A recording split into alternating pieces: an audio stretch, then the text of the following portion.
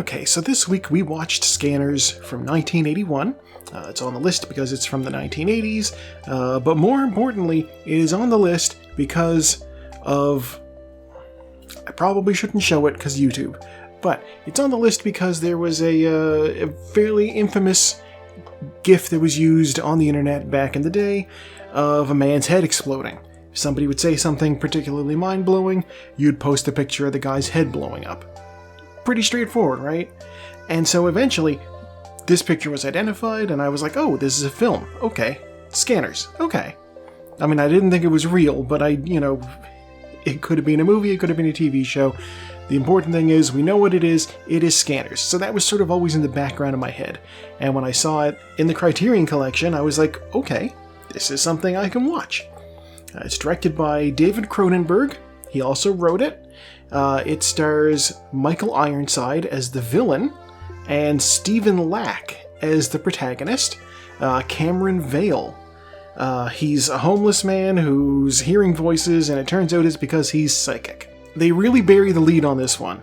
They just straight up are like, oh, this guy is a scanner. Like, they just tell you right out the gate. There's no build up to it. They were just like, so scanners are a thing. They have psychic powers, and they can fuck with people just by looking at them. That was the thing with this guy, is he didn't know that this was a thing that he had. Yeah, they shoot him with like a tranquilizer dart, they bring him in, and he wakes up like tied down to a bed. And then we just cut to like, there's like a conference that this company's putting on, where like they're talking about scanners to a bunch of like dignitaries and corporate CEOs and whatnot, as I understand it. And they're like, we're going to do a demonstration. I'm going to use some scanning techniques on individual members of the audience. Folks coming up and, I'll do some things. Sometimes it's a little bit painful. Sometimes it causes nosebleeds. It should be fine. Guy stands up in the audience. He volunteers. I'm like, oh, that's Michael Ironside when he still had hair. He comes down, and they engage in, like, psychic battle, and the guy's head explodes. And that was the famous scene, and it was, like, 10 minutes into the movie. I'm like, I thought that this is going to be, like, something that happens well on into the film. Like, this would be, like, the big, over-the-top, oh my god, look at how high the stakes are. No, super early. They want you to know ahead of everything else, this is what we're dealing with. And this is the sort of effect you can expect to see.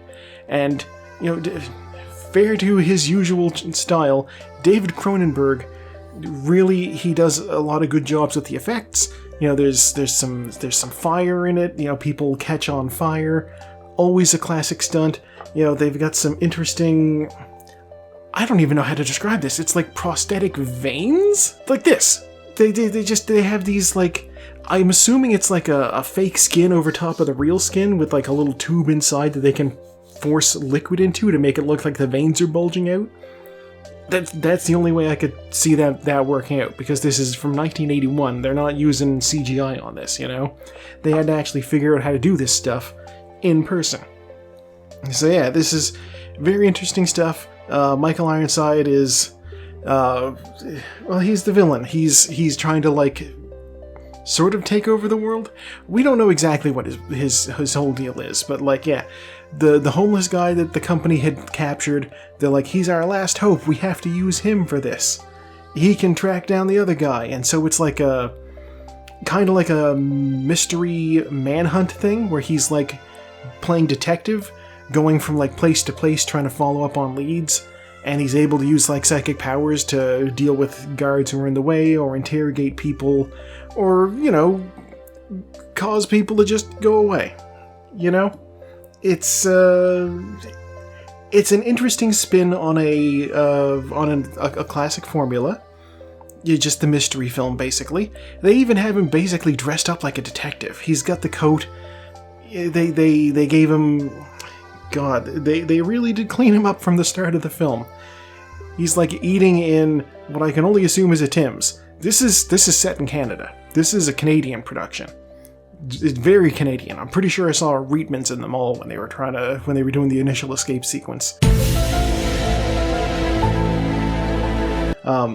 But yeah, he goes from this homeless slob guy who inadvertently causes people to go into seizures by looking at them, to oh look, they styled his hair even. What was the importance on that? I don't know. But yeah, he ends up, it's just him on the manhunt, following clues from place to place and getting the girl, maybe. I will not spoil the ending for you. Give it a watch. Nothing I've said so far can really be construed as a spoiler because, as I said, the exploding head is in like the first 10 minutes. It's ridiculous. I didn't expect that at all. And speaking of things I didn't expect at all, when the credits were rolling, I had a look. There were 2 names that jumped out at me. In the opening credits, I saw that the score was composed by Howard Shore. And I'm like, isn't that the guy who did the Lord of the Rings music? That's the guy who did the Lord of the Rings music. I guess he got his start with David Cronenberg and scored most of his films. That's a little crazy to think about. The other, and it's because I had remembered this was a name that had jumped out at me because of A, it is very unique, and B, I had seen it relatively recently. One of the characters in the film is just a random computer programmer in the computer room, and he's played by Dean Hagopian. And when I saw Dean Hagopian in the credits, I was like, why is that name familiar? Why do I know this guy? And you know why I know this guy? Is because he's the voice of the big fucking cheese in the Samurai Pizza Cats. The big cheese is the villain who's lower than low. It's a rotten shame he lives in Little Tokyo. And they got a game coming out I'm excited for. So I was looking up the actors to see if they got all the original folks back. And they got the original folks back who are still alive. So I'm excited for that, and I was excited to see him in this. The protagonist is played by Stephen Lack, somebody who has not a whole lot of film credits. Wikipedia describes him as best known as an artist and a sculptor and a painter, so I guess he's won a bunch of awards for that sort of stuff. But he's, I don't know if I want to say he's best known for that. That's the first thing they credit him with on the Wikipedia article. But obviously they say he's best known for films like Scanners and also Dead Ringers, which is another Cronenberg film, which I had actually considered also watching. That was from 1988, and it's got Jeremy Irons in it, which is interesting. But clearly in that film, this guy is not playing the protagonist. By 88, Cronenberg had the money to get actual A-list actors. He didn't need to, go trolling in Montreal for the Canadian talent anymore. We love it when a local breaks through to the success down south, as long as they're decent about it. Oh, so yeah, the Scanners, very interesting. The sound, obviously the soundtrack fit. They made good use of ambient sound. I know that there were just occasionally scenes where things were just punctuated by, there's a scene with a car chase that's sort of happening. And one of the cars crashes, somebody gets out and they're trying to check on people to make sure they're okay, and the whole scene is just punctuated by the background sound of a windshield wiper squeaking as it wipes the windshield. It's just one of those things where it sets a rhythm, a tone of the scene, It makes you acutely aware of the passage of time by putting this rhythm. It's like a metronome. Just stuff like that, computer bleeping, medical instruments in the background, making the pinging sounds, and obviously the music, as mentioned previously, it's Howard Shore. He knows what he's doing. This is the same guy who did The Lord of the Rings and The Hobbit, and apparently most other David Cronenberg films. Good to see that he can work with a pal, even as his success has blown up somewhat.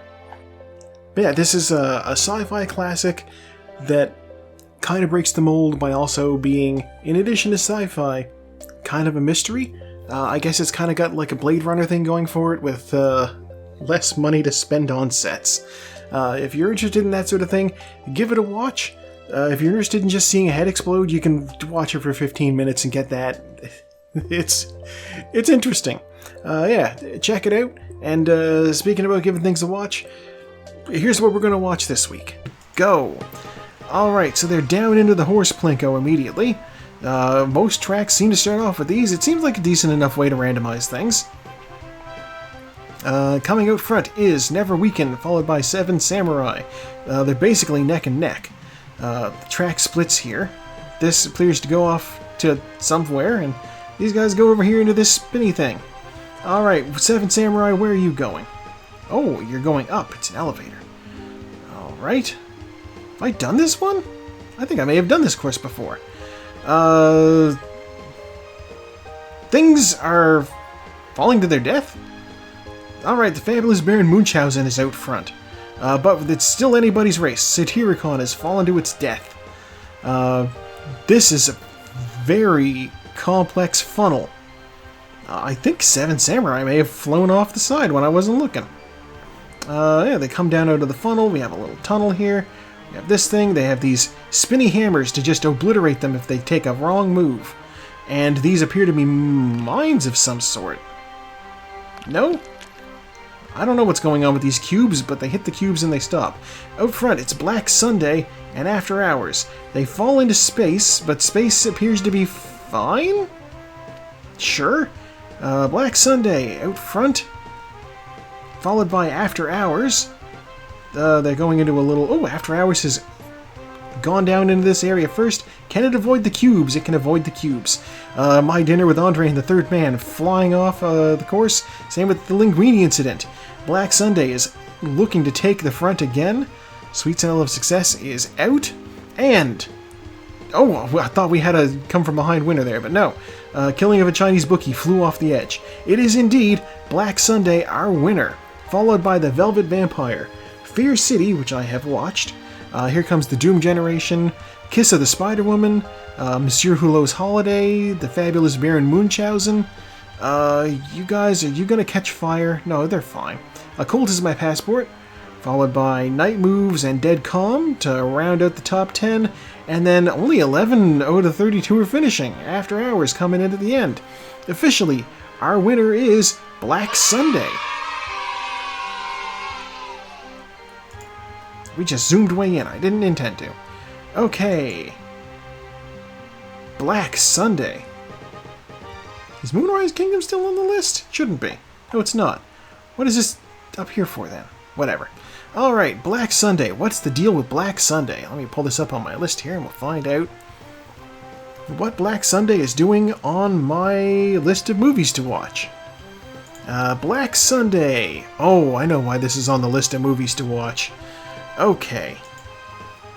Hypno, you may enjoy this one.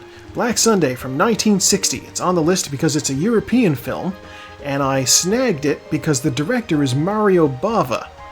It's a horror film, and it's got a 7.1 out of 10 on IMDb. This is, I repeat, a 1960s horror film with a good rating, directed by Mario Bava. I think we're in for a good movie viewing experience.